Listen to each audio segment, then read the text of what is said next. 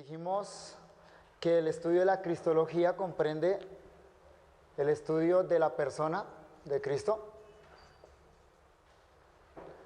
Dijimos que también comprende el estudio de los oficios de Cristo. Y también comprende el estudio de los estados de Cristo. Los oficios son tres: profeta, sacerdote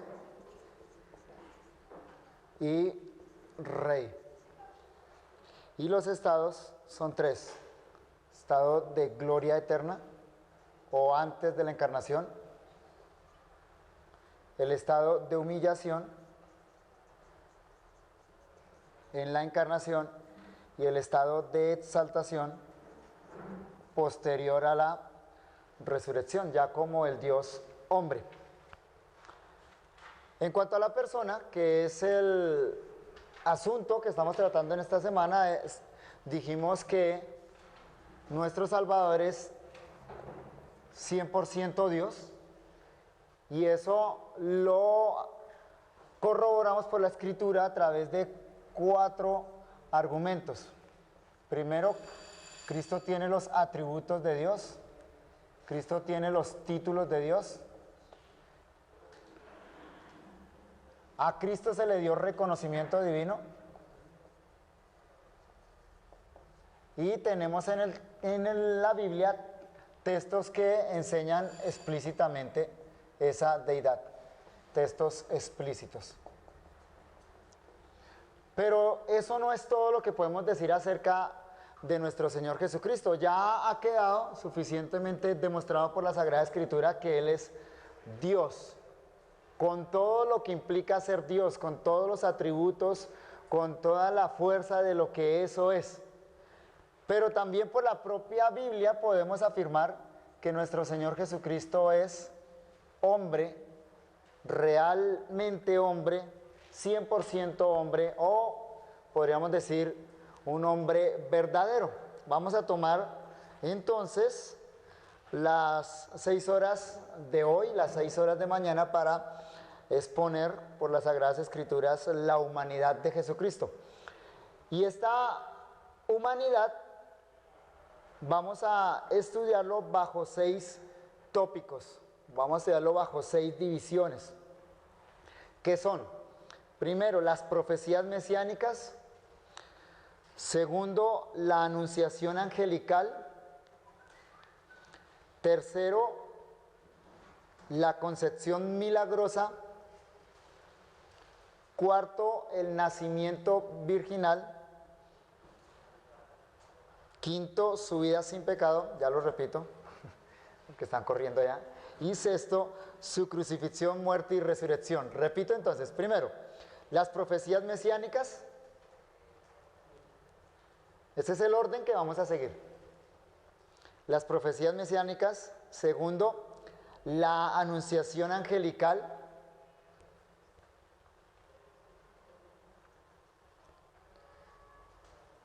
Tercero, la concepción milagrosa.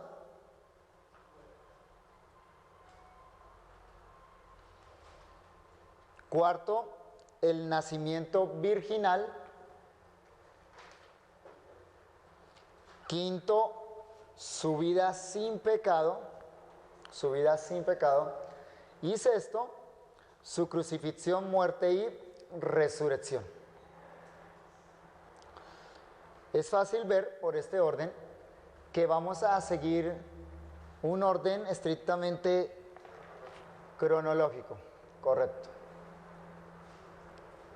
Y es la mejor manera de estudiar la humanidad de nuestro Señor Jesucristo, hacer un estudio cronológico, tal y como nos lo presentan los evangelistas. Como ya habíamos mencionado anteriormente en este curso, entonces, la existencia de Jesucristo no comenzó en Belén. Ya eso quedó suficientemente establecido con la exposición de los 2 días anteriores. Él no comienza a existir en Belén, Él es eterno, Él existe antes de llegar a Belén. Pero el mensaje de las Escrituras se centra en el momento histórico de la incursión de Dios en la historia de la humanidad, cuando Dios, la segunda persona de la Trinidad, viene al mundo y se hace hombre. Sin embargo, es importante entender que el punto de partida para estudiar la humanidad de Cristo en las Escrituras no es ese momento particular cuando Él viene al mundo, sino que el estudio de esa humanidad comienza con un gran caudal de profecías que se encuentran en el Antiguo Testamento y que se han denominado las profecías mesiánicas. Esto significa que la venida de Cristo al mundo no sucedió en un vacío, o no fue un accidente de la historia, sino que más bien, de acuerdo a lo que la Biblia nos enseña, fue un plan predeterminado. Era algo que ya estaba desde antes de la fundación del mundo, determinado por Dios. Primera de Pedro capítulo 1, versículos 19 y 20, dejan en claro esta verdad. Vamos a leerlo. Primera de Pedro capítulo 1, versículos 19 y 20.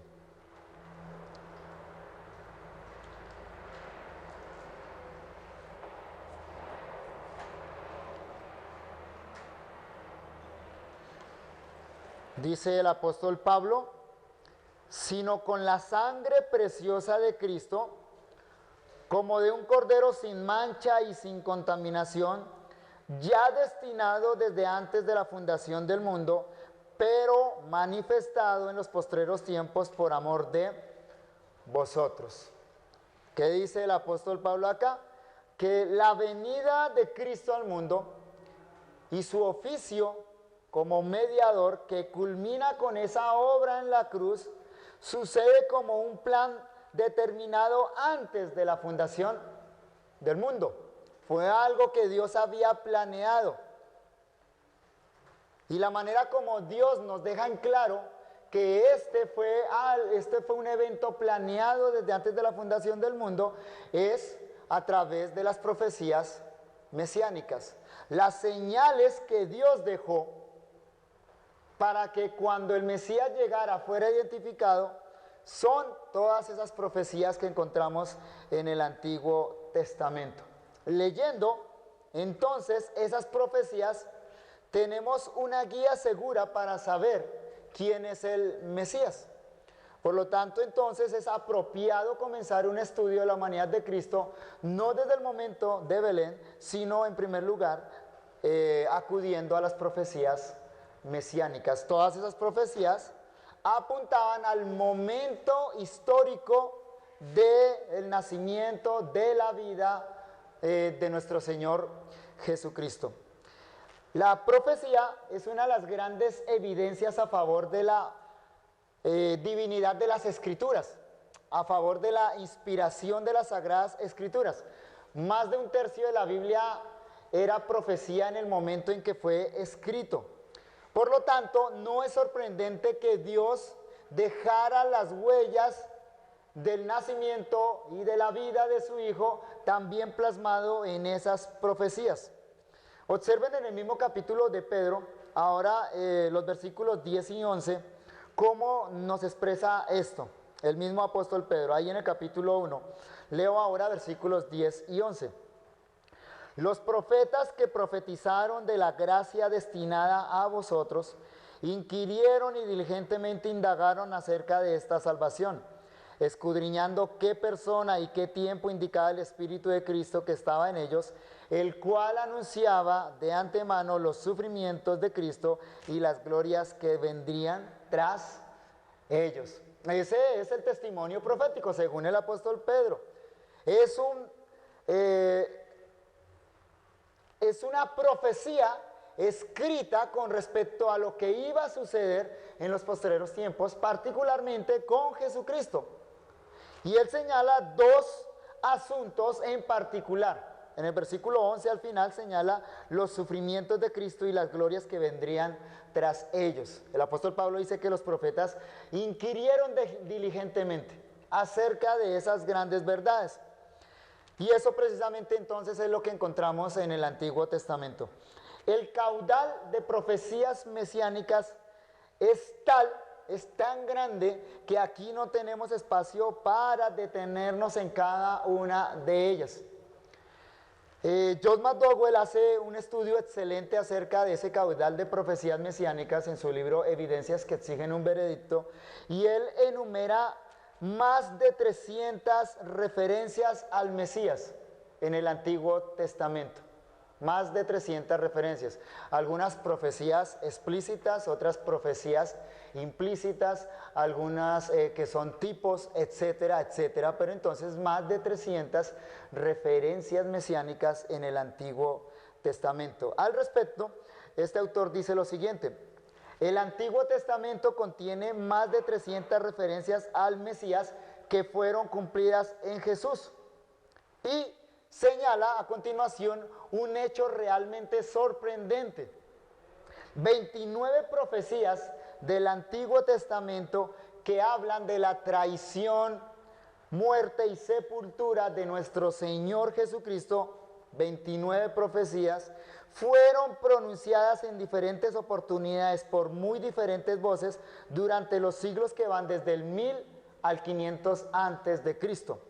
Y sin embargo, todas ellas fueron cumplidas literalmente en Jesús en un periodo de 24 horas de duración.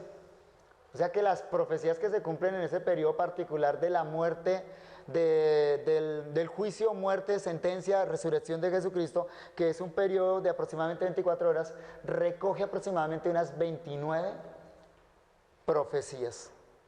Por lo tanto, entonces la profecía mesiánica es un caudal importante a la hora de considerar al Mesías y considerar su humanidad. Vamos a hacer algo muy general en este tiempo que nos resta de clase, y es mirar algunas de esas profecías mesiánicas, ¿sí? Pero después van a recibir un material donde aparecen ya desglosadas de una manera más completa, pero el tiempo de clase no nos da para mirar todo esto. Las profecías mesiánicas pueden ser divididas en 4 secciones. Primera, profecías concernientes a su nacimiento. Primero, profecías concernientes a su nacimiento, al nacimiento del Mesías. Segundo, profecías concernientes a su ministerio, al ministerio del Mesías. Repito, segundo, profecías concernientes al ministerio del Mesías. Tercero,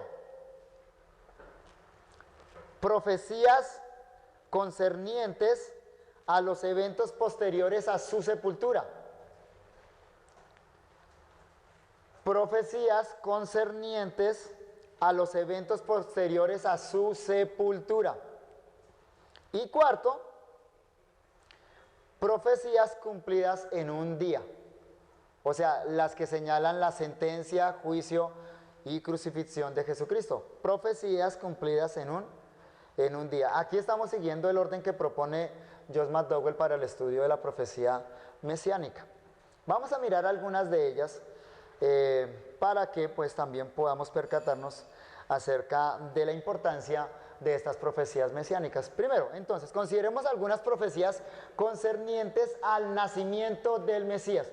Y lo que voy a hacer es señalar el texto del Antiguo Testamento donde aparece esa profecía, y luego el texto del Nuevo Testamento donde se señala el cumplimiento de esa profecía.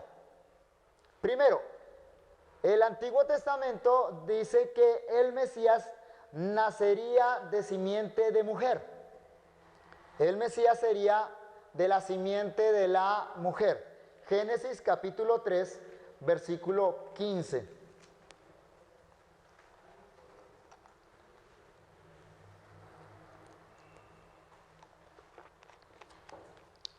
Aquí entonces primero estamos considerando profecías concernientes a su nacimiento. Génesis capítulo 3, versículo 15, anuncia que el Mesías nacería de mujer.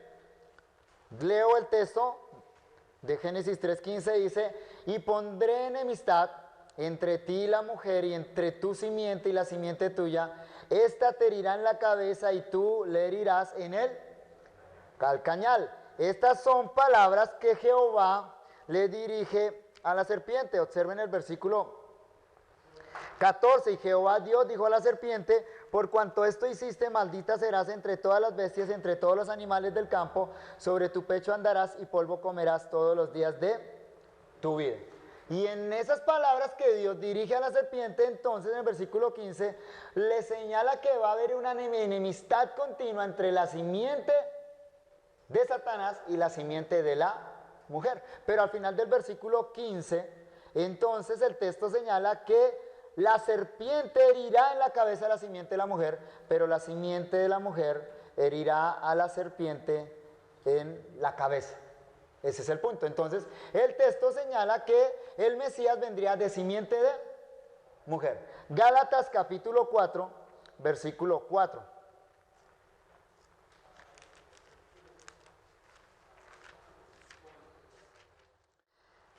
Gálatas 4:4 dice: pero cuando vino el cumplimiento del tiempo, Dios envió a su Hijo, nacido de mujer y nacido bajo la ley. El Mesías es de la simiente de la mujer, es nacido de mujer. Y observa el versículo 5, el propósito de la venida del Mesías. Dice: para que redimiese, o sea, para que rescatara a los que estaban bajo la ley, a fin de que recibiésemos la adopción de hijos. Otro texto que señala ese cumplimiento es Mateo capítulo 1, versículo 20. Mateo capítulo 1, versículo 20.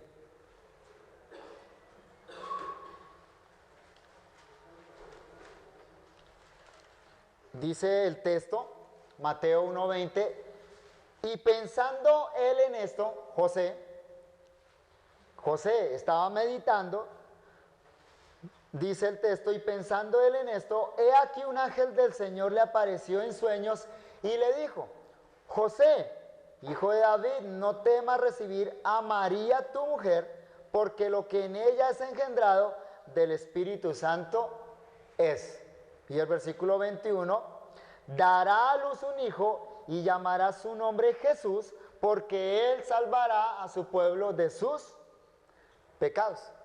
El Salvador, el Redentor, el que viene a rescatar a este pueblo que son hombres del pecado, dice el texto claramente que nace de mujer. Entonces es un cumplimiento bien claro, bien señalado en el Nuevo Testamento.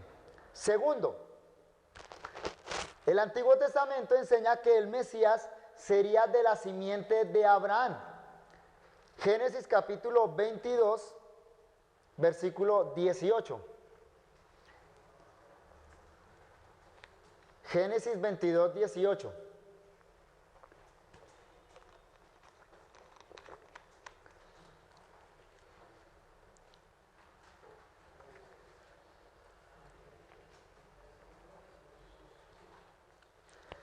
Dice el texto, Génesis 22, 18, en tu simiente, Dios hablándole a Abraham, en tu simiente serán benditas todas las naciones de la tierra por cuanto obedeciste mi voz.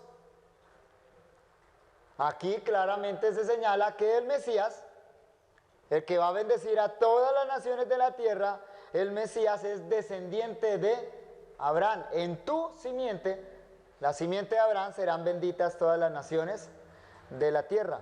Mateo capítulo 1, versículo 1, muy apropiadamente uniendo los dos testamentos, señala ese cumplimiento. De una manera especial, Mateo, en la apertura del Nuevo Testamento, une el Antiguo y el Nuevo Testamento. ¿Cuál es el punto de unión? Mateo dice: libro de la genealogía de Jesucristo, hijo de David, hijo de Abraham. Jesucristo, que es el Mesías, el cumplimiento, aquí claramente se señala como la simiente de Abraham. La simiente de Abraham. Hay otros textos también que señalan que el Mesías sería descendiente de Isaac y Jacob, ¿no? En la unión de los tres grandes patriarcas de Israel, que son Abraham, Isaac y Jacob. Las promesas que Dios le hace a Abraham, Dios se la reitera a Isaac y posteriormente se la reitera a Jacob, y eso también es señalado en el Nuevo Testamento. No vamos a mirarlos, si quieren anoten los textos. Génesis capítulo 21, versículo 12.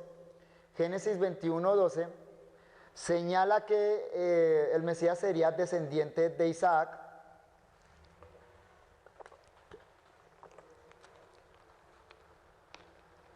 Y Génesis 35, 10 al 12, Génesis 35, 10 al 12,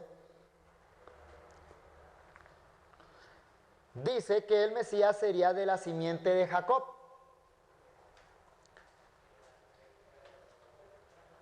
Y el texto que estábamos leyendo de Mateo, en el versículo 2, señala esa unidad genealógica del Mesías con Isaac y Jacob.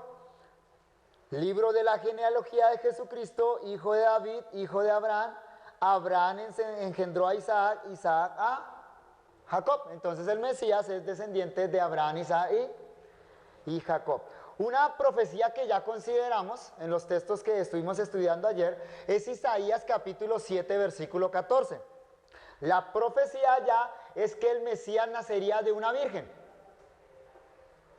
Isaías 7:14, lo estuvimos considerando ayer. He aquí la virgen concebirá y dará a luz un hijo y llamará su nombre Emmanuel. Isaías 7:14, y el cumplimiento aparece en Mateo capítulo 1, versículos 18, 24 y 25, como tuvimos ocasión de ver ayer. Mateo capítulo 1, versículos 18, 24 y 25. Efectivamente, el Mesías nació de una virgen, y eso es algo que vamos a ver más detenidamente adelante en el curso.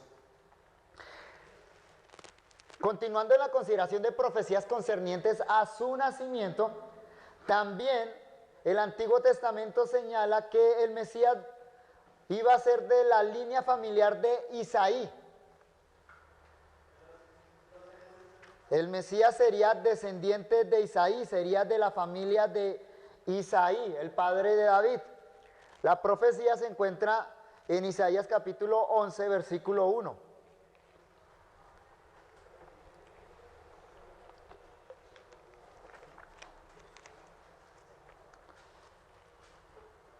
Isaías 11:1, que dice: saldrá una vara del tronco de Isaí y un vástago retoñará de sus raíces. El texto habla de una vara que saldrá del tronco de Isaí, o sea, un descendiente de Isaí. Que es un texto mesiánico es evidente por el siguiente versículo, o los siguientes versículos. El versículo 2 dice: y reposará sobre él el espíritu de Jehová, espíritu de sabiduría y de inteligencia, espíritu de consejo y de poder, espíritu de conocimiento y de temor de Jehová, y le hará entender diligentemente en el temor de Jehová. No juzgará según la vista de sus ojos, ni arguirá por lo que oigan sus oídos. Entonces es evidentemente un texto que señala al Mesías. Lucas capítulo 3, versículo 23 y versículo 32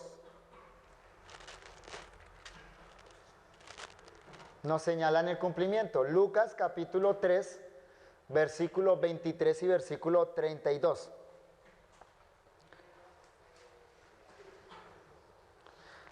Dice, ahí es la genealogía de Jesús, versículo 23. Jesús mismo al comenzar su ministerio era como de 30 años, hijo según se creía de José, hijo de Elí. Y comienza a enumerar ahí la genealogía, y llegamos al versículo 32 que dice: hijo de David, hijo de Isaí. Entonces el Mesías es de la familia de Isaí. También, evidentemente por esto, el Mesías iba a ser de la familia de David, de la casa de David. Y hay varios textos en el Antiguo Testamento que señalan la unidad genealógica del Mesías con David. Jeremías capítulo 23, versículo 5, por ejemplo. Jeremías 23, 5. O segunda de Samuel capítulo 7, versículos 12 al 16. Segunda de Samuel 12 al 16, que estuvimos leyendo en un momento previo en el curso. El pacto que Dios hace con David, allá en ese pacto Dios le promete un descendiente suyo que se sentará en el trono para siempre. Entonces será de la casa de David, y el texto que acabamos de leer de Lucas también lo conecta con David, porque dice que el Mesías es hijo de David, hijo de Isaí. Miqueas capítulo 5 versículo 2, que estuvimos estudiando ayer, Miqueas 5:2, pero tú, Belén Efrata, pequeña para estar entre las familias de Judá, de ti me saldrá el que será Señor en Israel. El Mesías nacería en Belén. Mateo capítulo 2, versículo 1, dice que así fue con Jesús, el Mesías.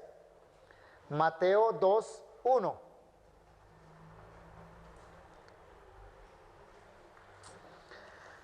Cuando Jesús nació en Belén de Judea, en días del rey Herodes, vinieron del oriente a Jerusalén unos magos. Mateo capítulo 2, versículo 1. Jeremías capítulo 31, versículo 15.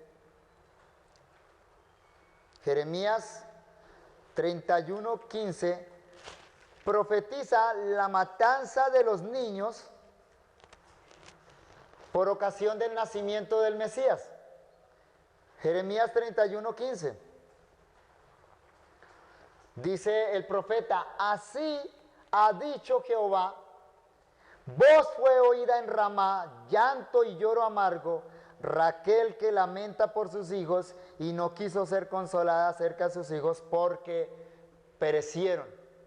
Ahí hay una profecía de un lamento y de un lloro por los descendientes de Raquel. Y Mateo capítulo 2, versículo 16, conecta esa profecía con la matanza que ejecutó Herodes. Mateo capítulo 2, versículo 16. Herodes entonces, cuando se vio burlado por los magos, se enojó mucho y mandó matar a todos los niños menores de 2 años que había en Belén y en todos sus alrededores, conforme al tiempo que había inquirido los magos. Dice el evangelista, entonces se cumplió lo que fue dicho por el profeta Jeremías cuando dijo, voz fue oída en Ramá, grande lamentación, lloro y gemido, Raquel que llora a sus hijos y no quiso ser consolada porque perecieron. Entonces esa es otra profecía mesiánica.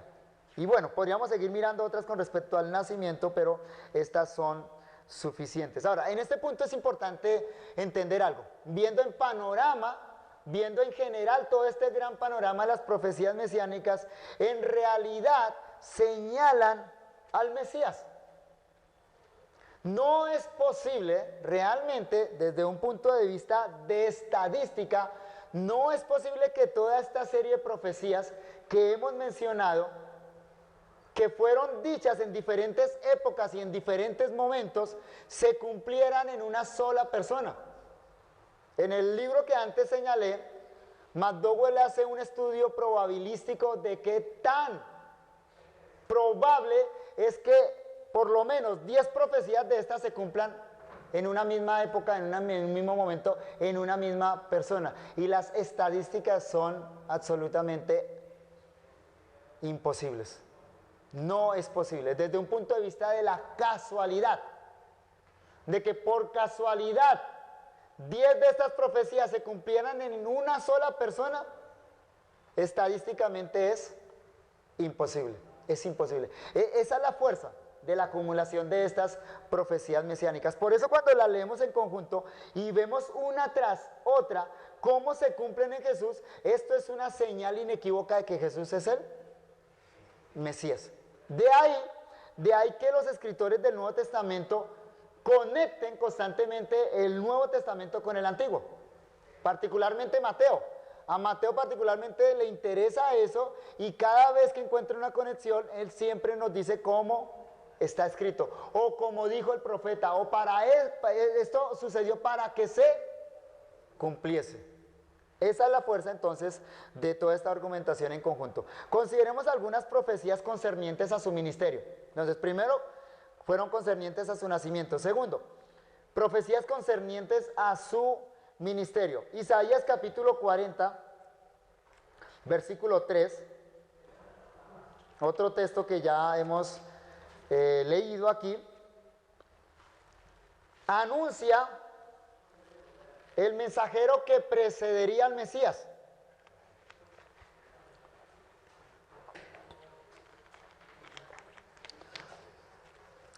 Dice Isaías 43, voz que clama en el desierto, preparad camino a Jehová, enderezad calzada en la senda a nuestro Dios. Esta profecía señala que el Mesías, antes de empezar a ejercer su ministerio, iba a ser precedido por un mensajero. Esta profecía también aparece en Malaquías capítulo 3, versículo 1, Mateo 3, 1 y 2. En aquellos días vino Juan el Bautista predicando en el desierto de Judea y diciendo, arrepentíos porque el reino de los cielos se ha acercado. Y el versículo 3, pues esa es la nota editorial de Mateo, pues este es aquel de quien habló el profeta Isaías cuando dijo, voz del que clama en el desierto, preparad el camino del Señor, enderezad sus sendas. El evangelista nos dice que Juan cumple esta profecía mesiánica. Él fue el mensajero que preparó el camino del Mesías. Isaías capítulo 9, versículo 1. Otra profecía concerniente al ministerio de Jesús.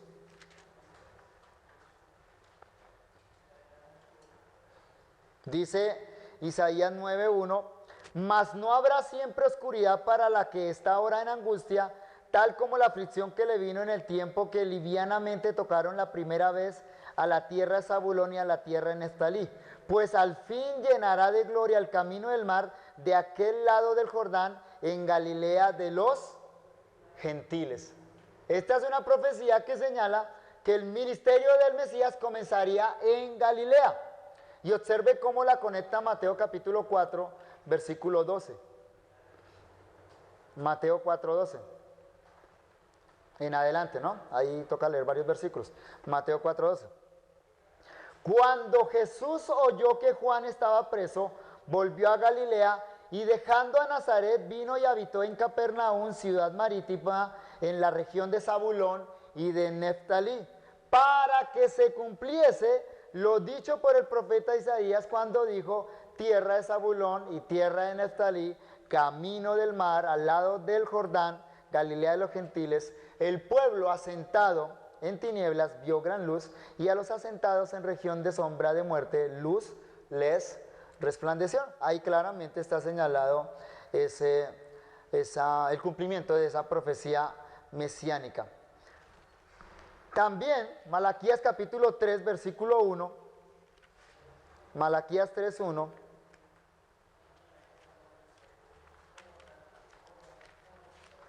profetiza que el Mesías entraría en el templo.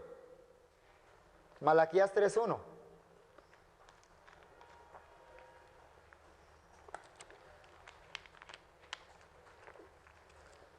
Malaquías 3:1 dice, he aquí yo envío mi mensajero, el cual preparará el camino delante de mí, y vendrá súbitamente a su templo el Señor, a quien vosotros buscáis, y el ángel del pacto, a quien deseáis vosotros. He aquí viene, ha dicho Jehová de los ejércitos.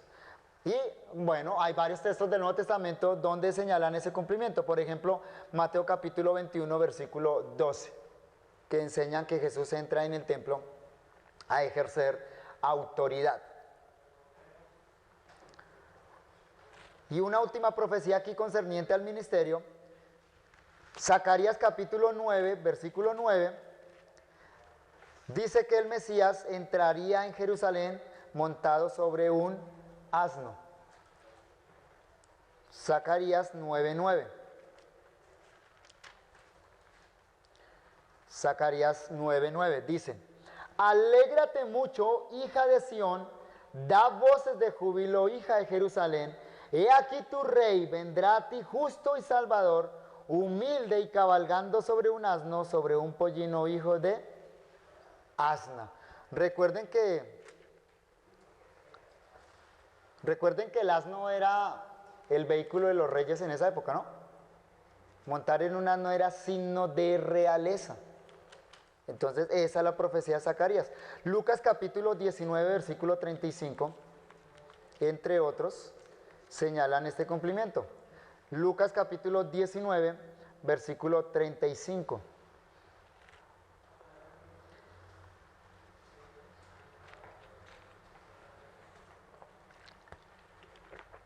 Y lo trajeron a Jesús, y habiendo habiendo echado sus mantos sobre el pollino, subieron a Jesús encima. Él entra a Jerusalén montado sobre un asno. Profecías, en tercer lugar, entonces, profecías concernientes a los eventos posteriores a la sepultura. Primero, la resurrección. La resurrección del Mesías está profetizada en varios textos del Antiguo Testamento.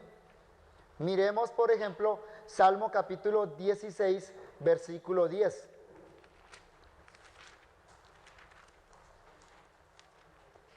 Salmo capítulo 16, versículo 10.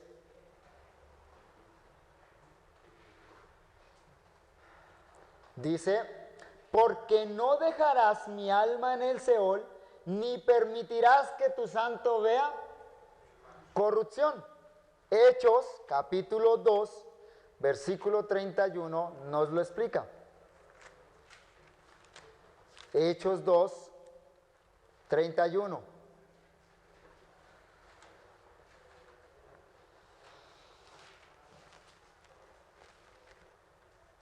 Y bueno, la explicación está desde el versículo 23.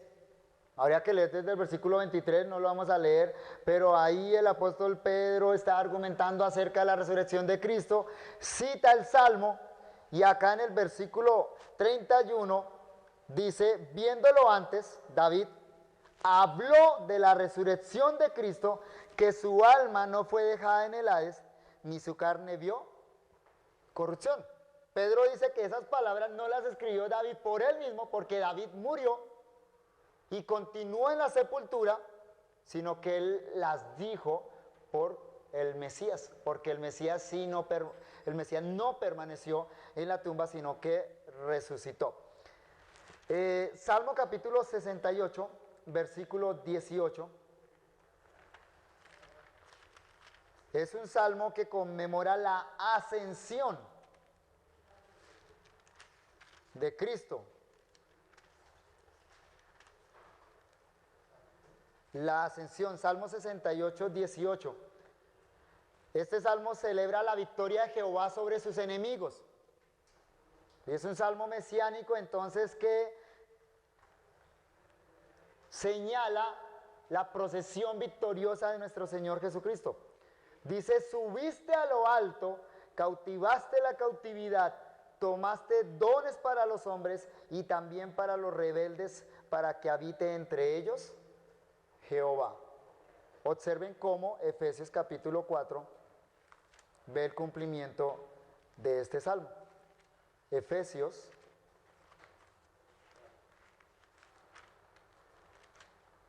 capítulo 4,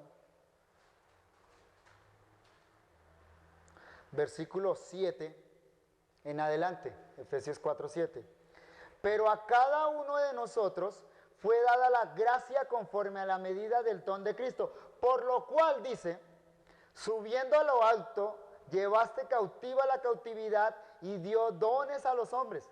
Y eso es que subió, ¿qué es sino que también había descendido primero a las partes más bajas de la tierra? El que descendió es el mismo que también subió por encima de todos los cielos para llenarlo todo. Y él mismo constituyó a unos apóstoles, a otros profetas, a otros evangelistas, a otros pastores y maestros.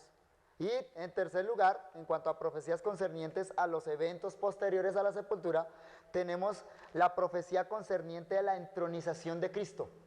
Salmo 110:1. La entronización, es decir, que Cristo se sentó a la diestra del Padre, o sea, Cristo ya está en el trono, está reinando. Eso está profetizado en el Salmo 110, versículo 1, que también tuvimos ocasión de analizar brevemente. Jehová dijo a mi Señor, siéntate a mi diestra hasta que ponga a tus enemigos por estrado de tus pies. Hebreos capítulo 1, versículo 3, que ya lo leímos, señala este cumplimiento. El Hijo ya está sentado a la diestra de Dios, reinando. Y por último, entonces, consideremos brevemente, algunas profecías que se cumplieron en ocasión del juicio, sentencia y muerte del Señor Jesucristo. Estas son las que señala McDowell como extraordinarias. O sea, lo anterior es increíble realmente.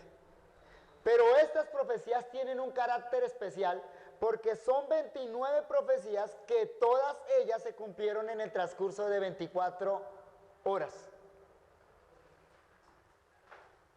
Por ejemplo, que sería traicionado por un amigo. Salmo capítulo 41, versículo 9. Salmo 41, versículo 9.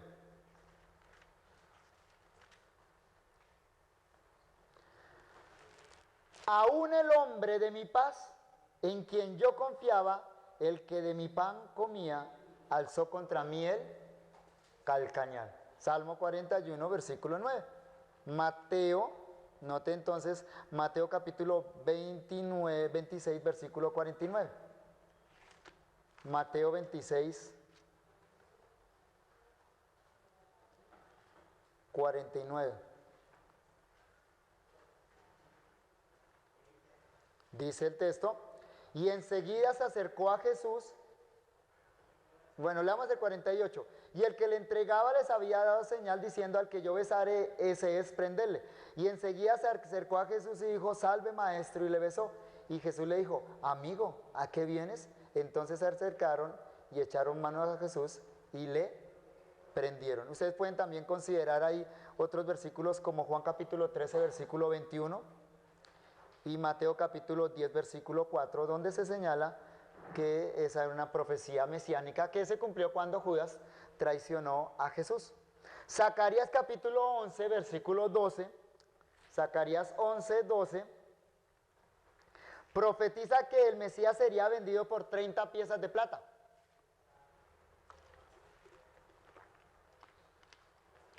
Zacarías 11, 12. Y Mateo 26, 15 dice, Mateo 26, 15 dice, y les dijo, ¿qué me podéis dar? Y yo lo entregaré. Y ellos asignaron 30 piezas de plata. Judas lo vendió por 30 piezas de plata. Mateo 26, 15. Salmo 35, 11. Salmo 35, 11 dice que el Mesías sería acusado por falsos testigos, que su juicio sería un juicio falso.